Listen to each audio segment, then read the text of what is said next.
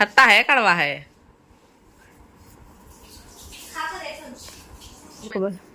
ఏందో మా అమ్మాయి కొంచెం టేస్ట్ చూసి వ్యాక్ అని వెళ్ళింది. మనం చూద్దాం అసలు ఇది తింది.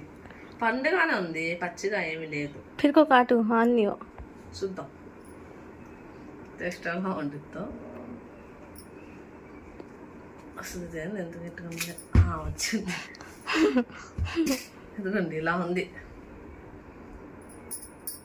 టేస్ట్ చూద్దాం. మా అమ్మాయి ఏందో మరి అంత దూరం ఉంది పైన తిని. బాగానే వండుద్ది అనుకుంటున్నాను.